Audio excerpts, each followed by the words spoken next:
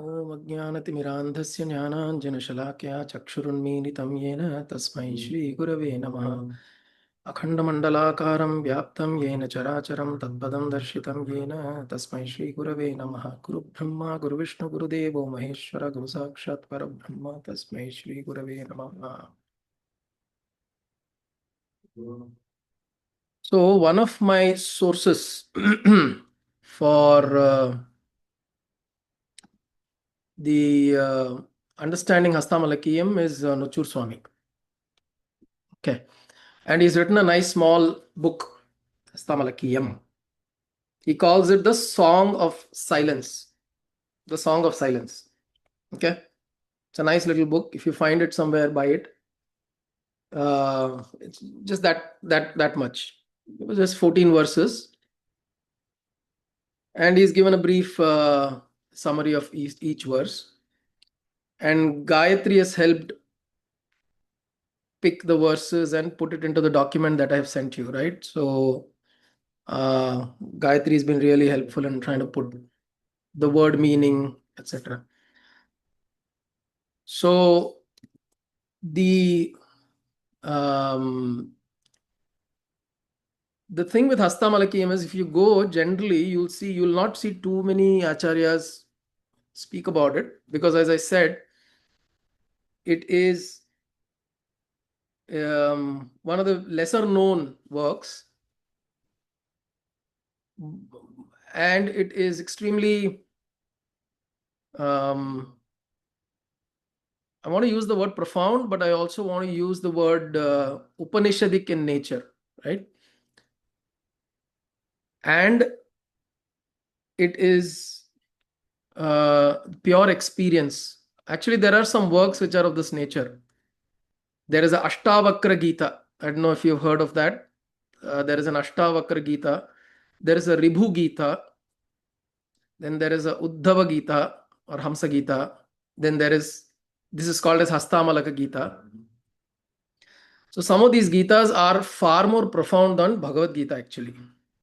So if you look at it, Bhagavad Gita is the most saralamana. It's very easily accessible, which is why Bhagavad Gita is very popular, and which is why particularly in this day and age, Bhagavad Gita is something that is recommended that everybody picks up and reads, and because there's an easier association that can be made to Bhagavad Gita. Right? And then again, in that, Bhagavan himself is talking to the devotee. Right? But there are other Gitas, like I mentioned, which are very profound in nature. And if you look at Ribhu Gita, for example, Ribhu Gita it just keeps going on and on about the nature of the self. And it's after a point, it can become somebody who's not trying to experience it and just reading it as words, it can become after a point repetitive. It will feel like that, like how Mukunda Mala Stotram also, it just felt like repeatedly what he's saying the same thing. Be a devotee of Krishna, be a devotee of Narayana, be a devotee of Bhagavan Vishnu. The same thing he's saying. Surrender. He'll help you do this, he'll help you do that. The same thing is repeated again and again. But for one who is able to at least get some experience out of through their sadhana, through their practices, etc., it feels like resonance. See, there is a difference to go to a kacheri. For example, you go to a kacheri and you listen to Vata Api Ganapatim, right? It's a very, very popular kriti. Everybody will shake their heads. But if somebody picks up a rare kriti in Todi, that is when everybody will go out of the hall for a tea break or a coffee break. By snacks up to வரலாம். Because I don't understand Todi, I don't understand this kriti, I don't understand who's composed it and what is being sung. But it will be very, very for Rasika who understands Sangeetam, who understands the raga, who understands the raga lakshana, who understands possibly the composer, who understands the meaning of the kriti, he'll have a very profound experience, right? So it is that access is available to somebody who's able to spend that time. Then how does somebody become a rasika who's able to appreciate todi? By sadhana. What sadhana? By repeatedly listening to songs, listening to Carnatic music, listening to various kritis and kirtanams over years, continuously listening and developing a ear for that music, which is very refined and which is very surreal in nature, right? That is all it is.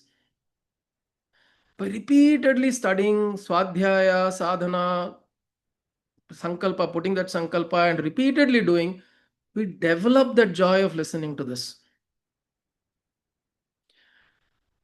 And like how Krishna talks about yoga bhrashtas. Yoga bhrashtas are who? Arjuna asks, what happens if I do so much of sadhana and yoga and all of that in this janma and I die? Krishna says, don't worry. If you're a yoga bhrashta, you will be born into an appropriate family, an appropriate guru will come in search of you, and you will be able to go forward from where you left off. Unless you start doing things that will take you further down, if you use this the treasure, or you use the bank balance that you've built over the last few janmas, and you when you get that, you're born into a social structure, into a group of people, into a satsanga, use that, and then you can go from there. So like that, Hastamalakeeyam is something that we should, one who develops the love for this, seeking inwards, being inwards, settling within oneself, trying to understand, listening to oneself, not the ramblings of the mind. I'm not saying this is the difference between becoming, I've always said there is a difference between becoming antarmukha versus antarmana. A lot of us think that if I sit down and I think, that is the right way to contemplate. Thinking is not contemplation. Thinking is you're letting the mind go run amok and you're trying to follow the thoughts.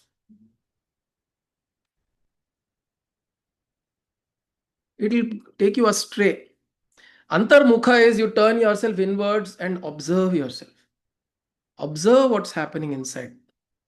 Your mind, your emotions, your feeling, your energy, your anxiety, or whatever that is happening, when you observe, that is antarmukha, that is contemplation, that is introspection. We have spoken about this. So when we move our attention in that direction, then slowly something like a Hastamalakeeyam starts resonating with us. Right? So what we saw the last session was, the last satsanga was about how Hastamalaka is questioned by the Acharya, Prashna Diksha. And he starts immediately saying that I would like to recognize myself as something that is not associated with anything that you know in the transactional world.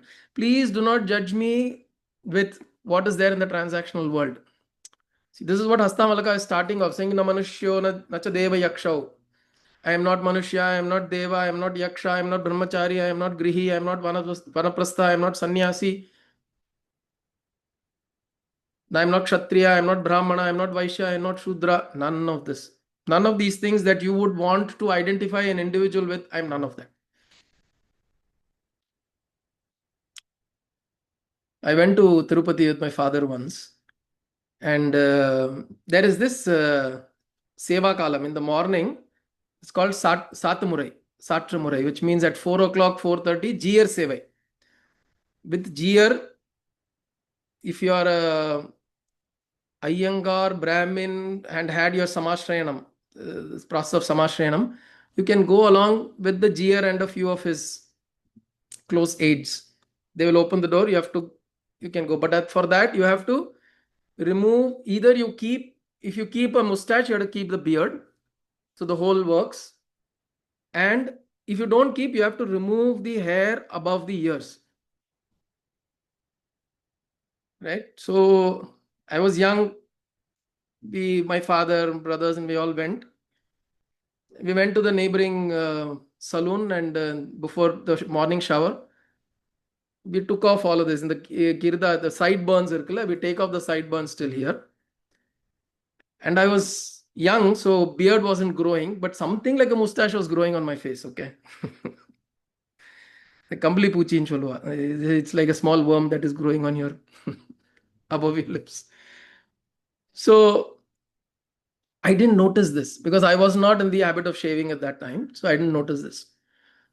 So we went with the group, and as we entered, the GR came, and then we were all waiting and we wanted to go.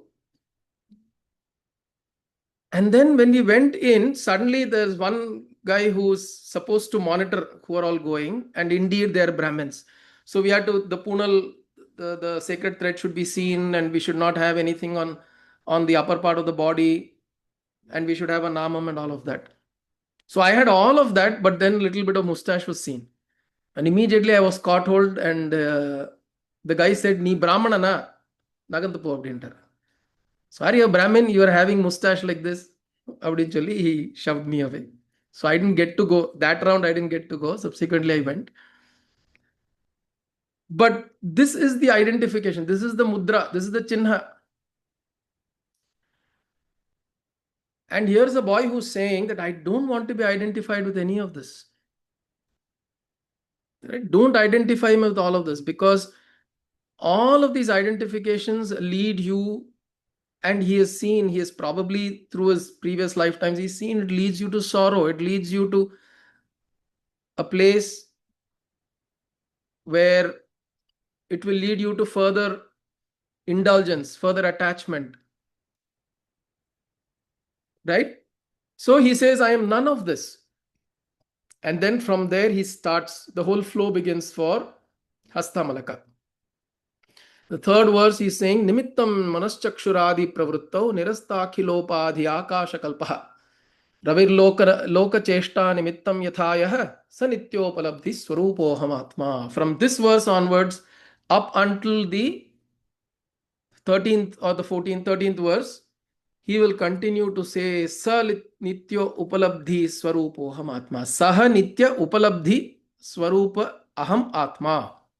This is what it means. I am that always eternally available atma. That is my form. That is my swarupa.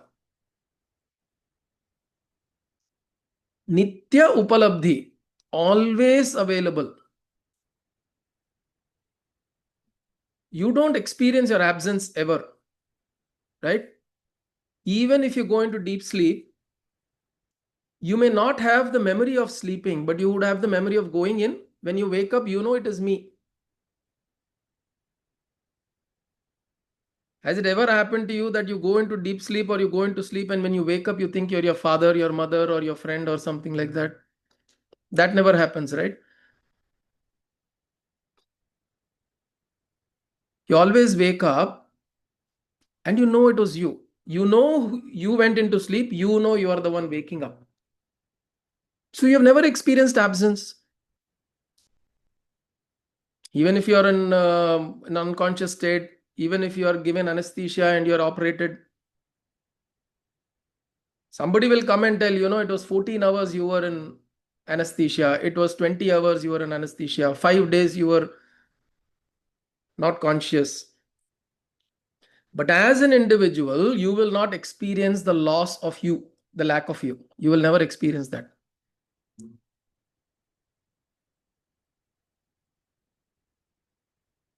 That is Nitya Upalabdhi, which means you are always available to yourself. Right? This availability of yourself to you is what is known as the conscious self. There are names that are given. We call it Atma, Chaitanya Swarupa, Satchitananda Swarupa Atma. But your experience, if you look at it, you are always experiencing yourself. Saha Nitya Upalabdhi Swarupa Aham Atma. What is Swarupa? There are two words that are used even in Bhagavad Gita, Swabhava and Swarupa. Swabhava is your nature, your character, the way you behave. Swarupa is your essential nature. Swabhava is the nature in the transactional world. Swarupa is your essential nature. When you go to sleep or I go to sleep, the Swarupa is the same.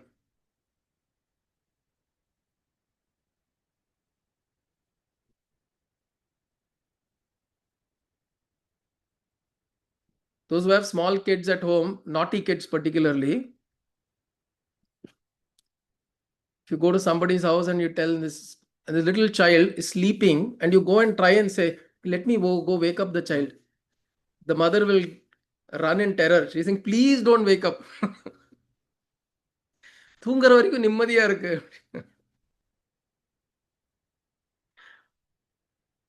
When the child is sleeping, it will appear so beautiful, so gentle, so tender, so innocent, so cute, so divine. Once a child is up, அதுக்கப்புறம் havoc தான். Terror. So where is that? So when the child is sleeping, where is this? Where is that there? That because it is established in its swarupa. The essential nature is there. Same thing with us. See, whether a Hitler is sleeping, or a Ravana is sleeping, or a Hiranyakashipu is sleeping, or whoever is sleeping, that is why when somebody is sleeping, killing such a person is considered to be extremely criminal. Papa. Which is why if you know the story of how Ashwathama killed the Upapandavas, he killed the Upapandavas in their sleep. One, they were kids, they were young. Second, they were killed in their sleep. So that is why Krishna gave him the greatest. And then, of course, he also tried to kill the child in the womb, Parikshit. So Krishna, and then he let the Brahmastra and all of that, right? So in sleep, we are all in that Swarupa Avastha. The point is, do we recognize that during waking?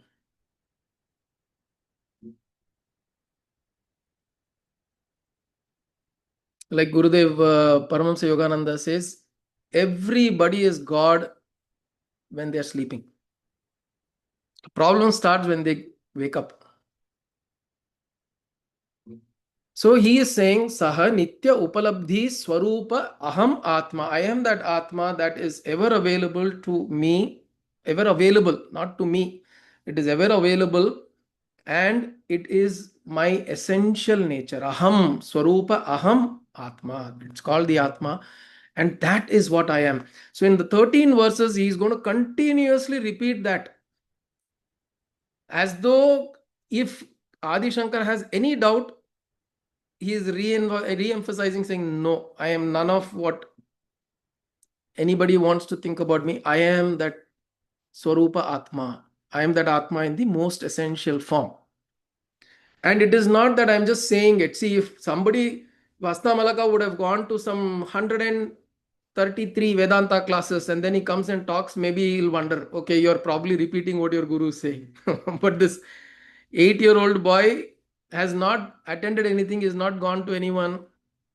He has just been like that from his childhood. Right? He has not attended any Vedanta, any Upanyasam, any Harikatha or anything.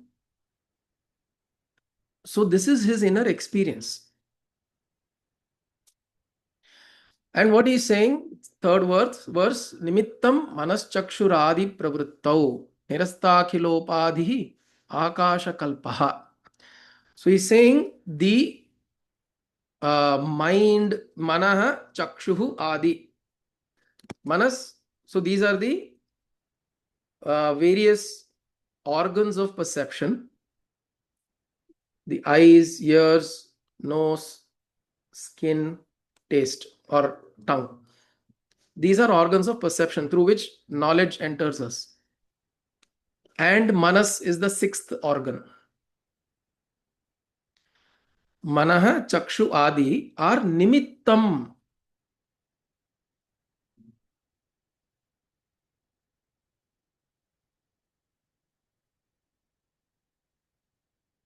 Nimittam means an instrument. Krishna tells Arjuna, Nimittam bhava savyasachin. Nimittam bhava. Become an instrument alone, savyasachin. Be an instrument alone. So these are instruments. For what? For that aham. These are only instruments. These are collectors of data, and they bring this information. The problem is we give a lot of importance to the mind. I am not feeling right today. I am not feeling. In fact, nowadays it's becoming so much more with kids. They're giving so much more importance. Even at a young age, I don't feel like doing it.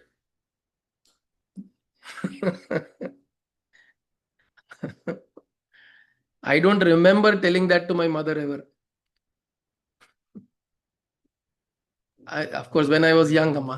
அதெல்லாம் சொன்னோம்னா முதுகுல ரெண்டு விடுவாது. அது சொல்லாமே இருக்கும்.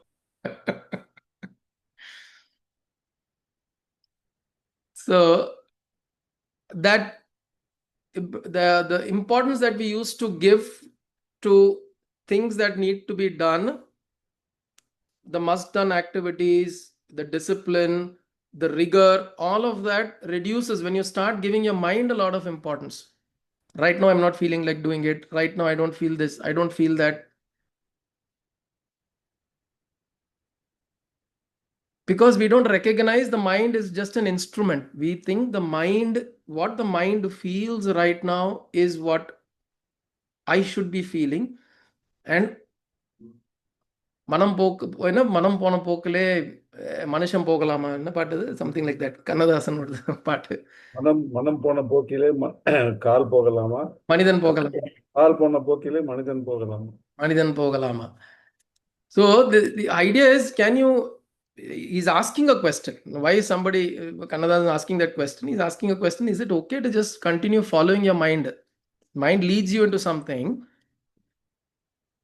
A very beautiful presentation of this idea is there in a work called Viveka Chudamani, which is, and we've spoken about this also, which is there are, in that work, there are 5 animals that are referred to. Musk deer, just because of the smell, it goes and falls off and dies. A fish, because of the taste, it goes towards the bait and gets caught. Then the firefly, jugnu, or the fire, it gets drawn to the fire because of the light, and it falls into it and dies. The elephant, because of the sound it hears, it thinks it's the mate call, it goes and falls into the trap of the hunter. And then there is a fifth one, something like that. So there are 5 animals or 5 different examples given. And the author says, Bhagavan, each of these animals, they go and die just because they are getting attracted by or driven by one particular sense organ. He says, what is the plight of a human being who's driven by all the 5 sense organs? Even with one, these animals are going and dying. What will happen? What is our situation? And then plus on top of that, you have the mind. Right? And the mind plays the most of the havoc. So he says, Manaha chakshuradi nimittam pravrittau, that which is, it acts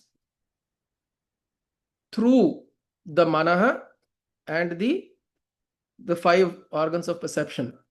So he is pointing about that Atma. Okay. So he's trying to describe that. Sanityopalabdhi swarupoham Atma, that Atma, what is that he is trying to describe?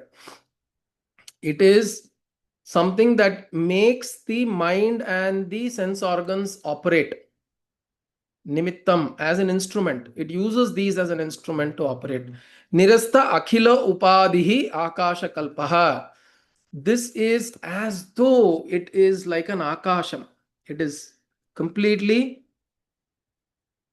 Vyomavat Vyapta Dehaya. Vyomavat Vyapta Dehaya. As though, like the open sky, this presence that is there is as though like an open sky. You remember the exercise that we did in last session? Chandra Mama, I asked, what was our experience when you closed our eyes? Chandra Mama said, blank. I felt blank. Right?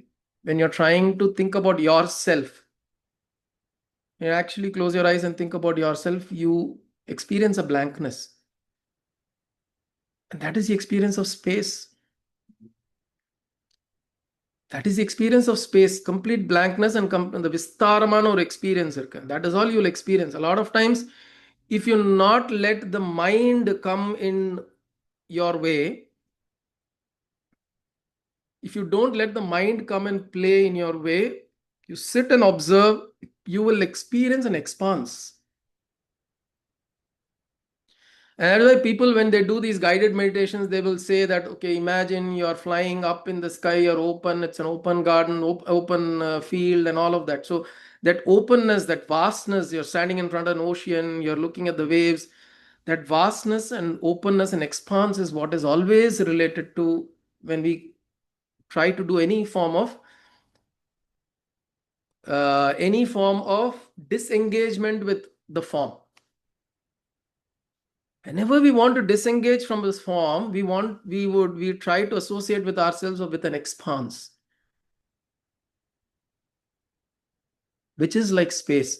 So he's saying akasha kalpaha. It is as though like the akasha kalpa. It is as though like this expanding sky. I have that feeling. He's telling Adi Shankara. Hastamalakeeyam is saying that is my experience. I don't feel limited by the upadhi. Upadhi means what? Constraints. Or I am not constrained by these, the form that I am. And upadhi also means that this I associate with myself with upadhihi. My mind, upa is what? To be near, samipe. So whichever is near to me, I think that I am that. Right? When I close my eyes, my mind starts doing all of that stuff. I think I am the mind. When I open my eyes, I see my hand, my body. I think I am the body. உபத்ரவம் அது. அதுதான் உபத்ரவம் சொல்லுவார். உபத்ரவம் means it is an obstacle. It is an obstacle, and those who, as you age, obviously we know more that this is an உபத்ரவம். Right? உடம்பு பயங்கர உபத்ரவம். But we should keep ourselves in a place where the manasa doesn't become an upadrama. That upadhi is a constraint, but we try to keep it in a place where it is not a constraint. So he is saying nirasta akhila upadhi akasha kalpaha. So my experience is that these that I are that the body, the mind, the experience that I'm having, I am not limited by that. You may see me from the outside. You may see me from the outside as this form, as this person or boy who's having eyes, nose, ears, this particular shape of a man, a boy, little boy, of these parents in this house, so on and so forth. This is how the world sees. But my experience is not that. See, think about this. Also, another very interesting experience. Does a man experience himself as a man? Does a woman experience yourself as a woman? It's a very, very subtle question to introspect. Do you ever experience yourself as a man or a woman or a boy or a aged person or whatever. You just experience yourself as I am. Correct?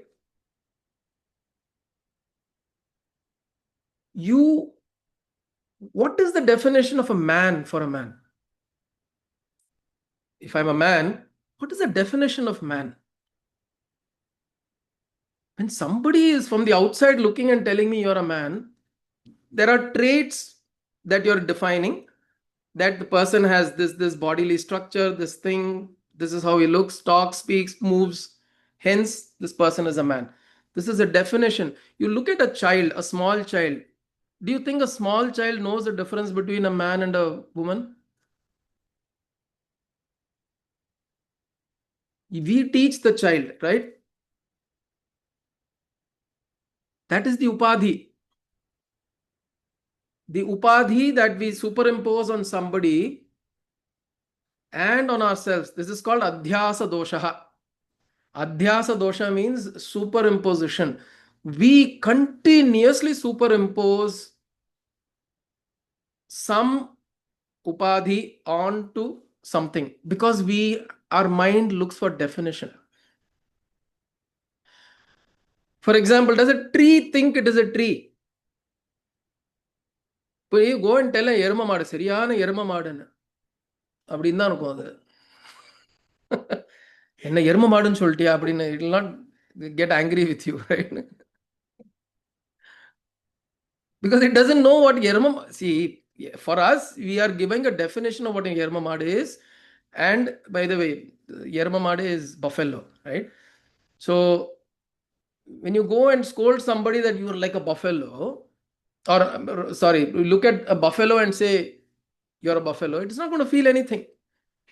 It's not going to feel happy saying, yeah, you've accepted me as a buffalo, or then, no, I am not. Why are you calling me? I'm the best amongst buffaloes. I'm a Rishabha and all of that. It's not going to say all that.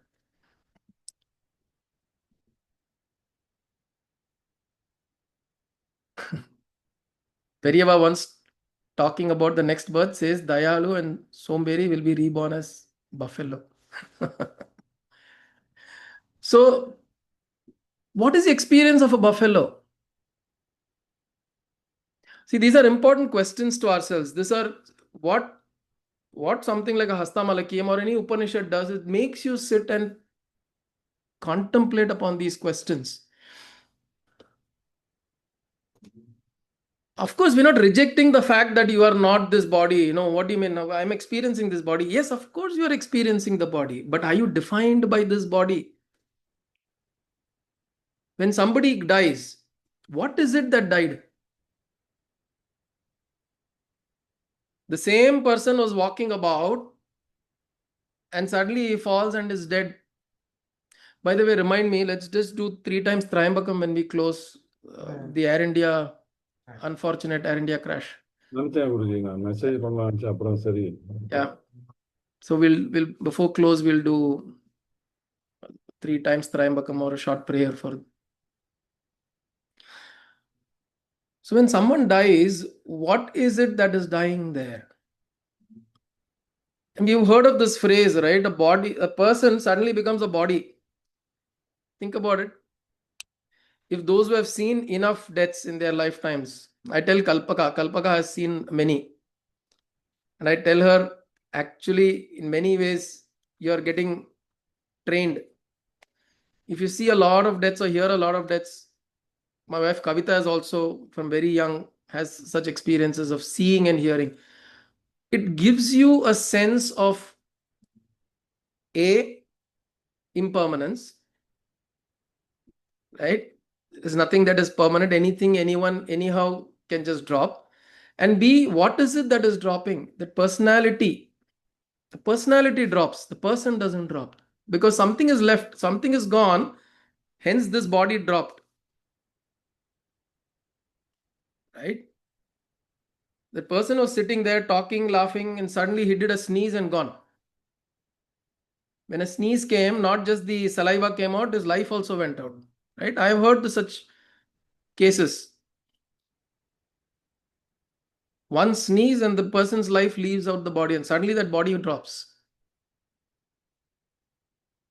So that upadhi that we hold so tightly, saying, this is me,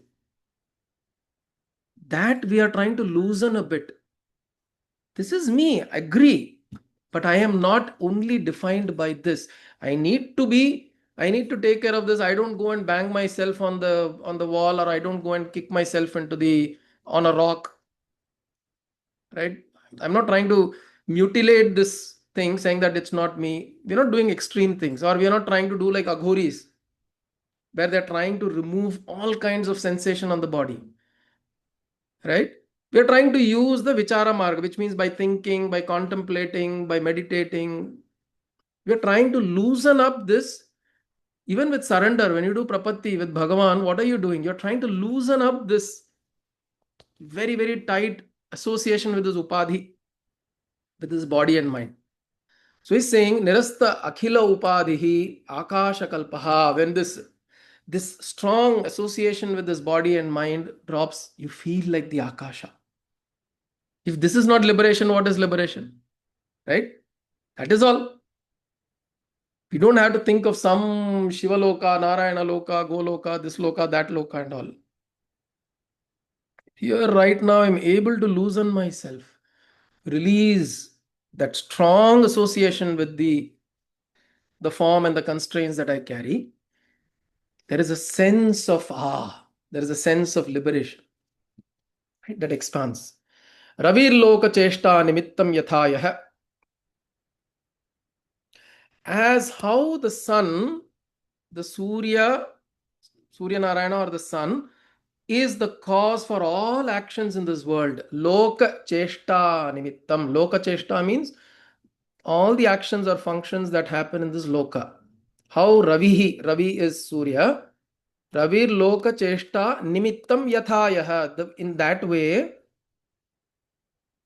this Atma is the battery or the power which operates through the mind and the sense organs. Okay. So Nityopalabdhi Swarupoham Atma. That Atma I am.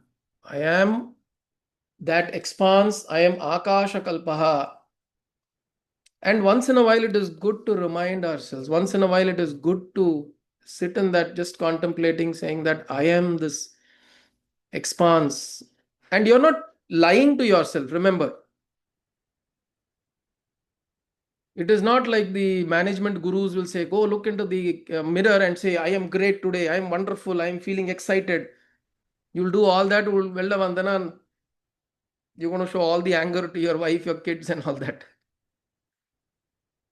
Why didn't you keep my bag ready for going to office? And then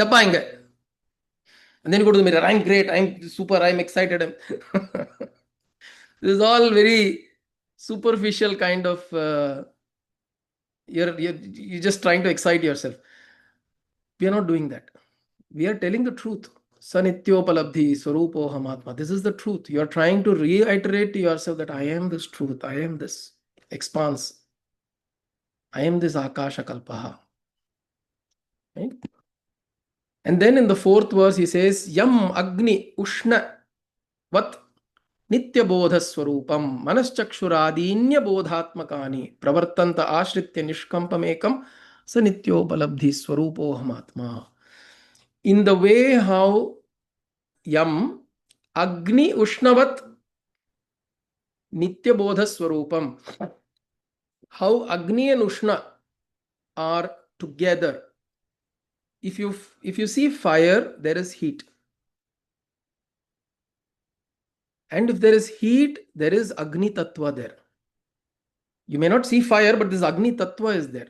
The principle of fire is there. Fire may not be physically there, but something, if a hot pan is hot, or a pan is hot, the element of fire is there.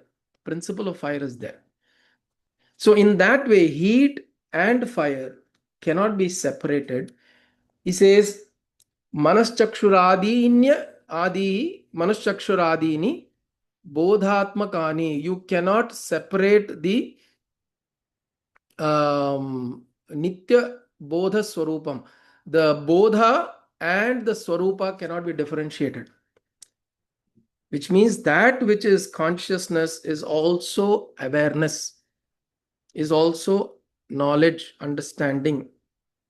Bodha, it is also bodham, that which is the swarupam. What it means is, when I experience myself as this presence, we should all practice this, okay? And those who have not read this book, please read this, The Power of Now, by an author called Eckhart Tolle. Fantastic book, Power of Now. It's a bestseller book. Author is Eckhart Tolle. He's a German philosopher or German person. He's still alive.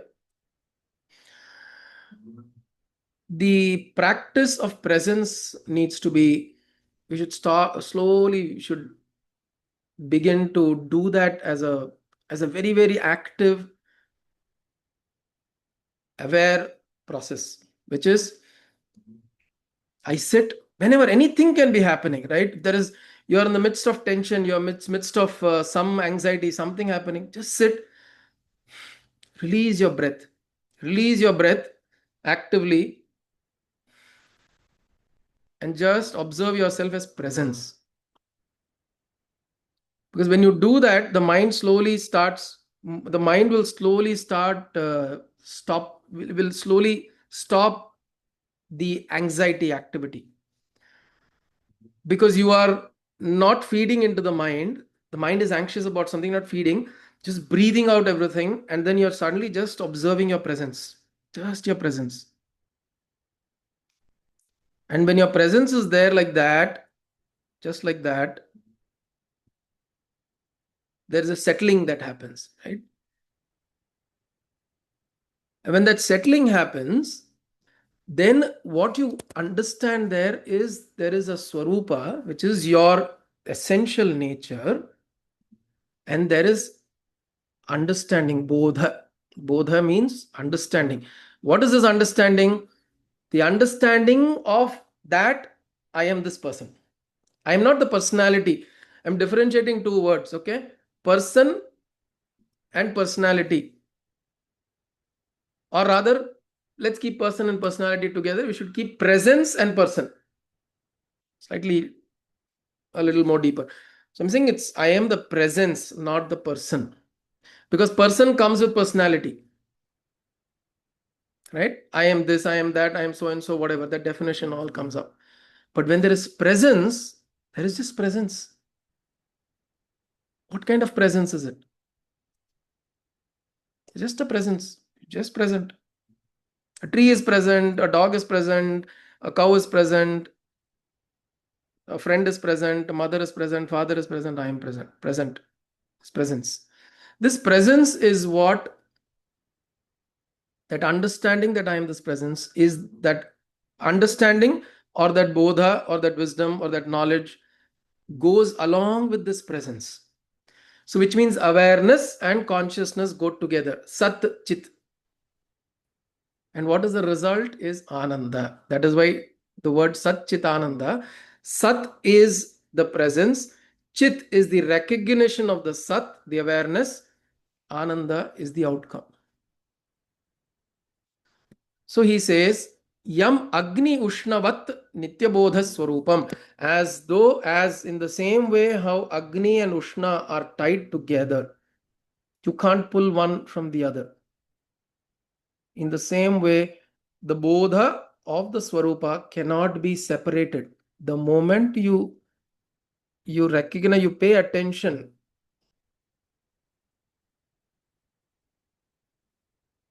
Gavanam, attention is the superb. It's a great word. It's a great trait. If you've heard Sadhguru Jaggi Vasudev's early stories, he will say when he was a very small boy, all he would do is just pay attention.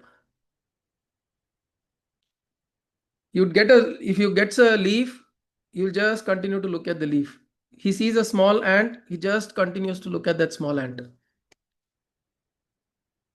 It's a fantastic trait. Our attention, see, more and more now, kids are getting attention deficit. And in fact, we are proud to give them some terms. Oh, I have ADFD, I have ADHD, I have ABCD, and all of that. These are all not things to be proud of. And we'll come out and say that, I don't have enough attention. I can't sit. I can't listen to more than 2 minutes. Look at Instagram today, right? I've been asked to give some short clips on Gita Govinda. So the book that I've written, I've been asked to describe Gita Govinda slowly in small shots. And அதான் இந்த shorts தான் விட்டு see யூடியூப்ல வந்து ஷார்ட்ஸே கிடையாது முன்னாடி you had now lot it's all shots. because of your short attention span the shots are coming out Amma. because it catches your attention for a small period. Correct. And they want to move on to the next one. So now I'm recording this Gita Govinda saying, no, Appa, not more than 1.5 minutes, not more than 1 minute 45 seconds. இப்படில்ல. What's the average watch time? Which means that's a stat. Yeah. Sorry, ma, there's a stat what? That's the average. Before you scroll over to the next video, that's the max. Max, you'll pay attention to something. So this attention, paying attention to something, now how will you experience Nitya Bodha Swarupam, Sanityopalabdhi, Swarupahamatma if you can't look at yourself 1.5 minutes and then suddenly look for some, you can't scroll inside, right? What are you scrolling to? If you start scrolling means you're then going to the mind. It's the realm of the mind. And then you continue. You've got Instagram anyways running in your head all the time, right? The continuous Instagram that is running. This continuously something or the other is running. So the attention that needs to be brought. And then we bring that attention and then we notice, we see Bodha Swarupam. And he says, Manaschakshuradini Bodhatmakani. So this is that presence that gives consciousness to the abodhatmakani, all the inert objects. This is the one, like Manuschakshurādīni abodhatmakani, to all this. This is the one that gives some kind of pravritti, pravrittanta ashritya nishkampamekam.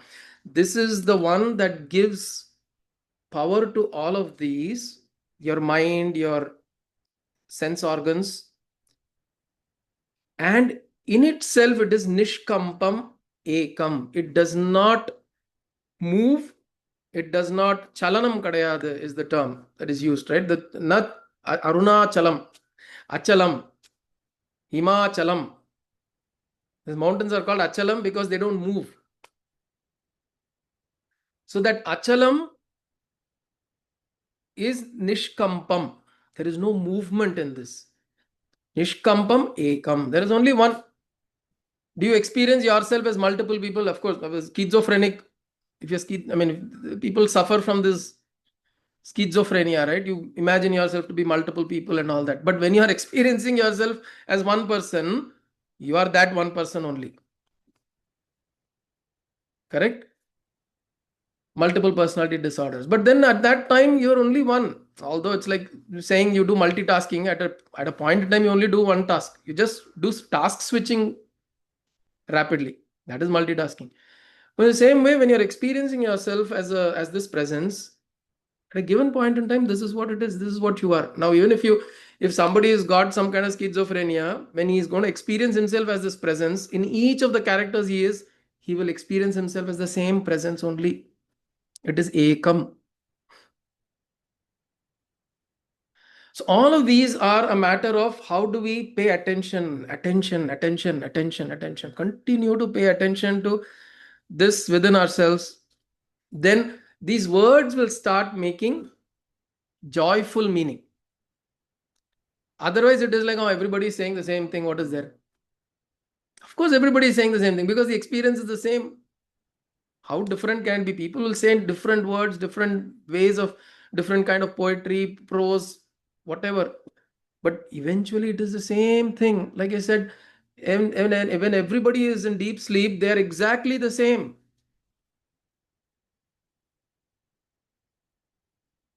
So, the fourth verse is Yam Agni Ushnavat Nityabodha Swarupam Manaschakshuradini Abodhatmakani.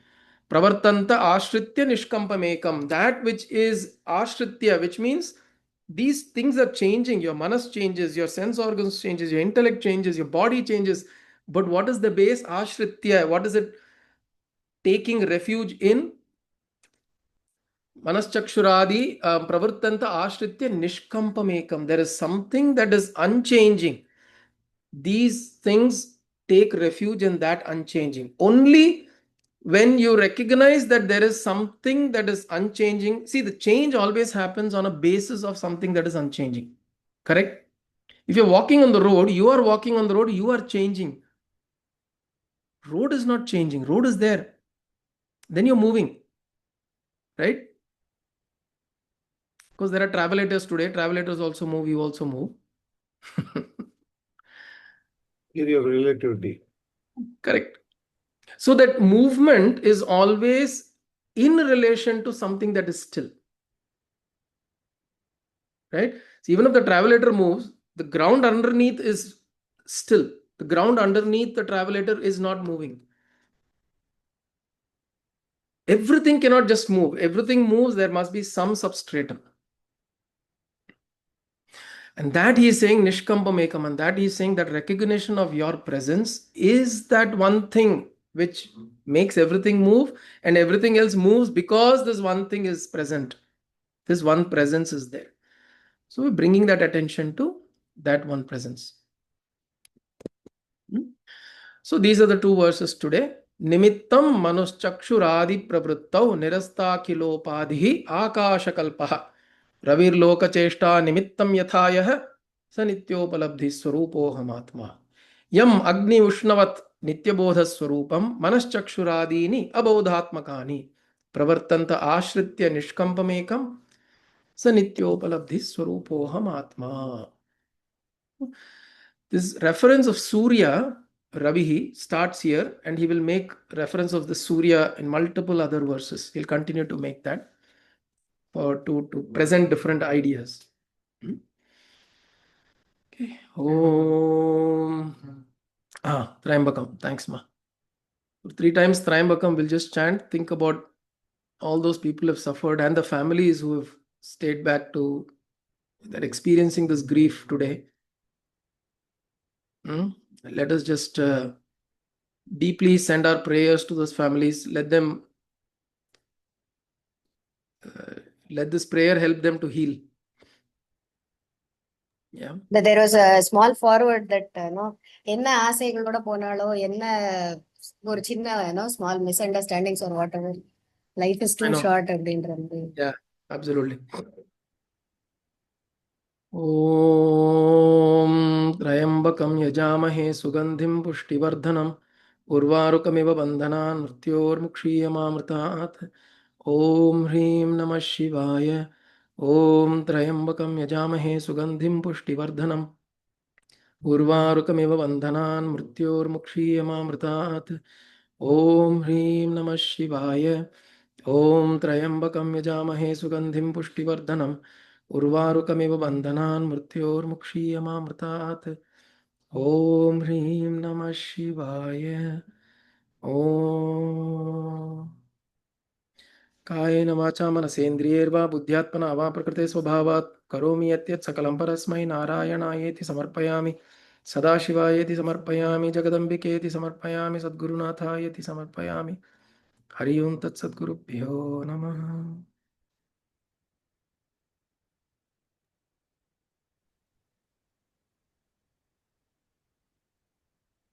Gurudev